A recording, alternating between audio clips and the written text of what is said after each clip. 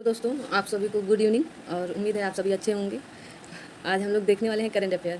बस सीधा मुद्दे की बात करते हैं क्योंकि इधर उधर क्या बात करना, पढ़ाई से रिलेटेड बात करनी है तो सिर्फ वहीं पर आते हैं। कोशिश कर रहे हैं धीरे धीरे कि अच्छा से अच्छा कंटेंट आप लोगों तक पहुंचाया जाए, अच्छी से अच्छी चीज़ें पहुंचाई जा सके। जितना मुझसे हो पा रहा है मैं उतना करने का पूरा पूरा प्रयास कर रही हूँ। और आज मैंने एक नया नया कुछ इसमें खोज की हूँ कि मैं इसको हिंदी और इंग्लिश दोनों में की हूँ। कुछ लोगों की मतलब कह सकते हैं कि कुछ लोगों ने कहा कि आप हिंदी और इंग्लिश दोनों में कंटेंट लेकर आएँ। तो मैं इंग्लिश तो इतनी ज़्यादा नहीं आती है मुझे कि मैं इंग्लिश में पढ़ा सकूँ। काम भर के अपने लिए ही आती है, इसमें कोई चोरी वाली बात नहीं है, इसलिए मैं बहुत ज़्यादा इंग्लिश तो नहीं। तो इसलिए इंग्लिश वाला कंटेंट हम नहीं देखेंगे। जिनको इंग्लिश वाला पढ़ना है मैं उनके लिए कंटेंट पूरा दी हूँ, आप इंग्लिश में पढ़ सकते हैं। बाकी हम लोग हिंदी वाले ही हैं तो हिंदी वाला ही देखेंगे। आइए करते हैं शुरुआत। यह करंट अफेयर मैं इसलिए पढ़ाना चाह रही हूँ कि भैया बताना चाह रही हूँ, पढ़ाना क्या, मैं तो अभी इतनी बड़ी नहीं हूँ पढ़ा सकूँ, लेकिन बताना चाह रही हूँ क्योंकि अभी 17 जुलाई को सप्लाई इंस्पेक्टर का भी पेपर है और फिर 24 जुलाई को तो लेखपाल का लगाइए। तो कुछ लोगों ने मुझसे कहा कि मतलब आप करंट अफेयर के कुछ वीडियोज़ डाल दीजिए, आपका कंटेंट अच्छा है, इसलिए मैंने सोचा क्यों ना ऐसा ही हो।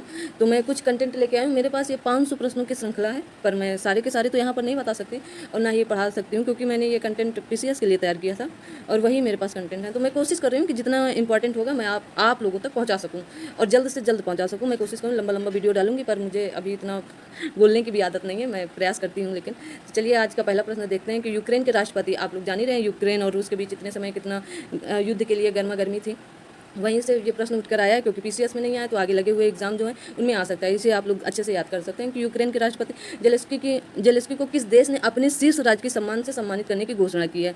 तो अफ्रीका का देश है चेक रिपब्लिक, तो उसने ये घोषणा की है जेलेस्की साहब को सम्मानित करने की। आइए दूसरा प्रश्न देखते हैं। और दूसरे प्रश्न देखने से पहले हम लोग प्रयास करते हैं कि ये इसमें मैंने कुछ नया किया है, इसमें मैंने व्याख्या डाल रखी, तो ये मैं नहीं पढ़ पाऊंगी क्योंकि बहुत लंबा वीडियो हो जाएगा। इसलिए आप लोग प्रयास करिएगा कि इसे एक नज़र जरूर से जरूर देखिएगा।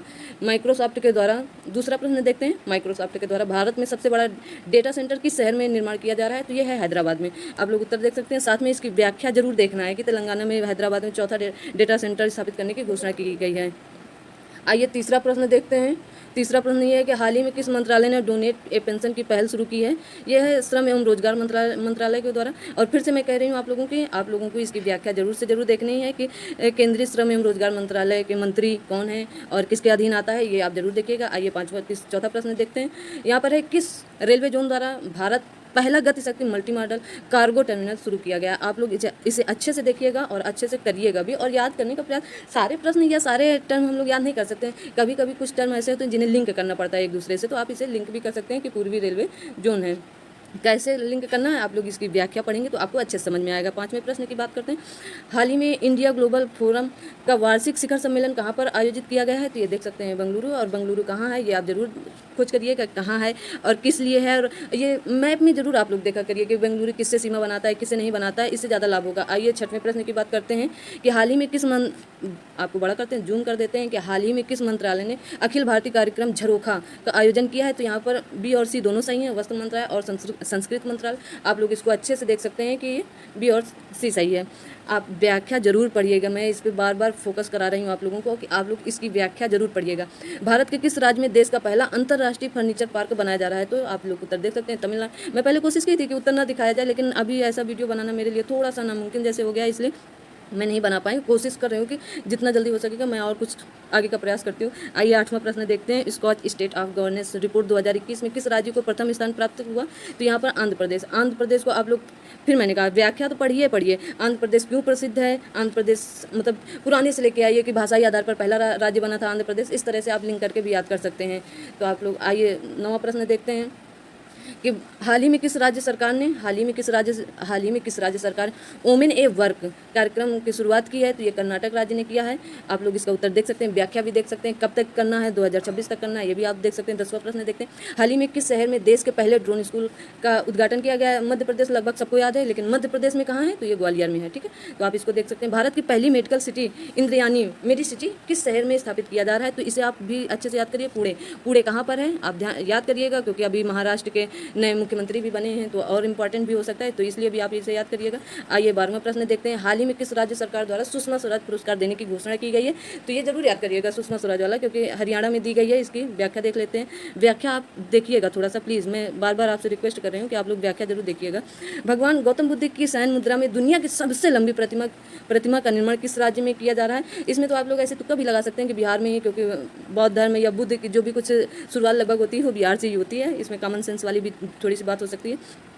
आइए अगला प्रश्न देखते हैं। हाल ही में किस देश की सरकार ने दुनिया के हाल ही में किस देश की सरकार ने हाल ही में किस देश की सरकार ने दुनिया के पहले प्लांट बेस्ड कोविड-19 वैक्सीन को कोविफेंज के उपयोग की मंजूरी दी है? तो आप ये याद कर सकते हैं, कनाडा है। और जो मैंने फिर से आपसे बताया कि इसमें जो ये व्याख्या दे रखी है मोस्ट इंपॉर्टेंट, आप लोग इसको जरूर देख सकते हैं। आइए 15वां प्रश्न देखते हैं। आइए यहाँ से 15वां प्रश्न देखते हैं हम लोग कि 15वां प्रश्न क्या है? आयुर्वेदिक पौधे के महत्व को बताने के उद्देश्य से राष्ट्रपति रामनाथ कोविंद द्वारा कहाँ पर आरोग्य वनम का उद्घाटन किया जा रहा है? ये नई दिल्ली में। आप लोग इसे भी अच्छे से याद कर सकते हैं, इसकी व्याख्या भी पढ़ सकते हैं। आइए अगला प्रश्न देखते हैं। भारतीय वायुसेना के द्वारा कहाँ पर वायु शक्ति अभ्यास आयोजित किया गया है? तो ये राजस्थान में है। व्याख्या फिर से पढ़िएगा, कहाँ से कैसे क्या हुआ है। BSES द्वारा भारत का पहला smart managed electrical vehicle charging station कहाँ शुरू किया गया है? तो ये भी याद कर सकते हैं आप, नई दिल्ली। एक और प्रश्न ऊपर था आयुर्वेदिक पौधे के महत्व को बताने के लिए, वो भी नई दिल्ली है। ये भी नई दिल्ली। आप इसे अच्छे से याद कर सकते हैं। इसका फुल फॉर्म भी आप ये नीचे मैंने सारा कुछ मेंशन कर रखा है, आप इसका फुल फॉर्म भी देख सकते हैं अच्छे से। आइए 18वां प्रश्न देखते हैं। 18वें प्रश्न में आप अच्छे से देख सकते हैं कि सागर परिक्रमा कार्यक्रम का पहला चरण किस राज्य से शुरू किया गया है? तो ये गुजरात राज्य है। इसकी व्याख्या देखिए, क्यों शुरू किया गया, ये व्याख्या में सारा कुछ मैंने लिख रखा है। अगला प्रश्न देखते हैं। सड़क पर रहने वाले जानवरों के लिए भारत की पहली एम्बुलेंस सेवा किस शहर में शुरू की गई है? तो ये चेन्नई में शुरू की गई है। चेन्नई में क्या है यहाँ पर और क्या क्या चीज़ें प्रसिद्ध, आप लोग इसे मैप में जरूर देखिएगा। और ये नहीं कि सामने वाला कह रहा है तो आप बस सुन रहे हैं, आपको सोच रहे हैं कि अरे सामने वाला कौन सा कुछ देखने वाला है, मैं करूँ या ना करूँ। या आपके प्रति अपनी जिम्मेदारी है। दूसरा तो बस बता ही सकता है, मैं भी बता सकती हूँ, मुझे भी किसी ने बताया ही है ये सारी बातें, क्योंकि मैंने भी सीखा ही है और कोई बचपन से या पेट से सीख के नहीं आता है, मैं भी यहाँ आकर सीखी हूँ। आइए 20वां प्रश्न और इस श्रृंखला का लास्ट प्रश्न देखते हैं। हाल ही में मोबाइल वर्ल्ड कांग्रेस 2022 का आयोजन कहाँ किया गया है? तो ये स्पेन में किया गया है और इसको आप देख सकते हैं कि ये स्पेन में किया गया है। और इसकी आप व्याख्या जरूर पढ़िएगा, मैं बार बार कह रही हूँ कि व्याख्या मोस्ट इंपॉर्टेंट है। और आप लोग वीडियो पर कमेंट किया करिए, आपको अच्छा लग रहा है, कैसा लग रहा है, कैसा नहीं लग रहा है, आप लोग बताने का पूरा प्रयास करिएगा। मैं कोशिश तो पूरी कर रही हूँ कि आप लोगों को अच्छे से अच्छा कंटेंट दूँ, अच्छी से अच्छी चीज़ें मतलब उपलब्ध कराऊँ। और जितना कुछ हो रहा है, कुछ लोगों ने मुझसे PDF और नोट्स के विषय में बात की थी, तो अभी तो ऐसा कुछ मैंने ग्रुप भी नहीं बना रखा है जहाँ पर मैं PDF और नोट्स वगैरह मतलब दे सकूँ, पर इसका भी मैं जल्दी ही कुछ ना कुछ करने वाली हूँ कि कहीं या ग्रुप बनाती हूँ या जैसा भी कुछ होगा मैं बताती हूँ, या फिर मैं PDF वहीं पर यूट्यूब पर ही उपलब्ध कराऊँगी। प्रयास मेरा पूरा है कि आप लोग संतुष्ट रहें और मतलब हर चीज़ से संतुष्ट रहें, इसलिए मैं पूरा प्रयास करूँगी। और आप लोगों को बहुत बहुत थैंक यू। और आप लोग बस चैनल को आगे बढ़ाते रहिए और क्या कहें, सब अच्छे ही है। और अच्छे से मेरे चैनल को सब्सक्राइब करिए, अच्छे से आगे बढ़ाते रहिए, अच्छा कमेंट करा करिए, लाइक कर दिया करिए।